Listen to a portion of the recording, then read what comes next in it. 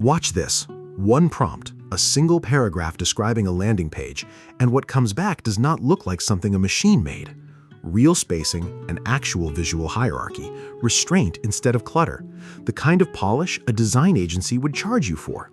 That is Claude Fable 5, and it is the most capable model Anthropic has ever released to the public. It does not just answer questions, it can plan a project across multiple stages, write its own tests to check its work, and stay on task for hours without you babysitting every step.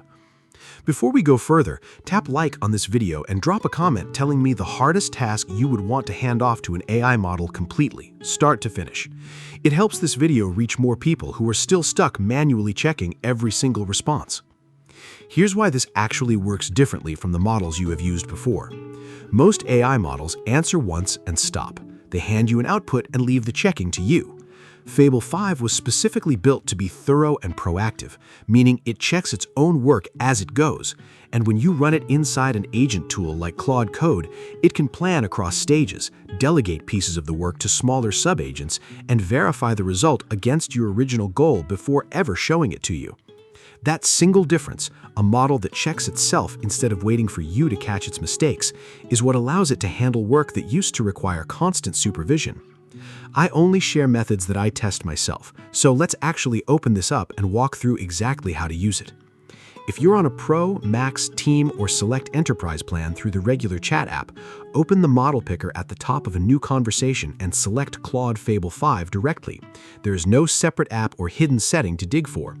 If you're building something programmatically, developers reach it through the API using the model string, or through major cloud platforms if your organization already runs infrastructure there. But for almost everyone watching this, the chat interface is where you'll actually use it day to day. Let's walk through a real example of where this model genuinely earns its reputation. Say you have a messy folder of research documents, contracts, or reports, and you need someone to actually read through all of it, cross-reference the details, and hand you back one coherent summary instead of you spending your entire afternoon doing it yourself. You upload the documents, describe exactly what needs pulled out and compared, and because this model can work with a genuinely massive amount of text at once, it reads across the whole set instead of losing track halfway through, then hands you back an organized answer with the contradictions or gaps actually flagged instead of quietly ignored. Here's a second example that shows a completely different strength. Say you want a small working tool, something like a simple internal tracker or a one-page interactive site, but you don't want to spend a week building it yourself. You describe the full tool in one detailed prompt, what it should do, who will use it, what it should look like, and this model tends to one-shot something genuinely usable rather than a rough skeleton you have to fix by hand, because it was trained to implement designs with real fidelity and check the visual result against what you actually asked for. Here's a mistake that trips up almost everyone the first week they use this, so pay attention here. People treat it exactly like a quick chat model, firing off a vague one-line request the same way they always have, then feeling underwhelmed by the response. That's backwards. This model was built for whole task ownership, so a thin, vague prompt genuinely wastes most of its ability, while a complete, detailed brief with real context is what actually unlocks the difference you're paying for. There is a second version of this same mistake. People forget to tell it what not to touch, and because this model is proactive by design, it will sometimes go further than you expected and adjust things outside the boundary you had in mind. So if there is a part of your project it should leave alone, say that explicitly up front. Here's the golden tip, and this is what actually separates someone who gets mediocre results from someone who gets genuinely excellent ones. Write your very first prompt like a real project brief, not like a search query.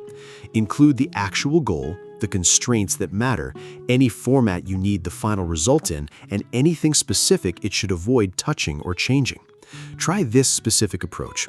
Before you send your next request, spend 30 seconds listing exactly what a human expert would need to know to do this job correctly without asking you a single follow-up question.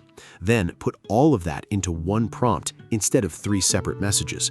That one habit is the single biggest lever for getting output that actually looks finished on the first try instead of something you have to fix 5 times over. I test new AI deals every week. If a new free method comes out, you'll see it here first. One more thing worth knowing before you dive in.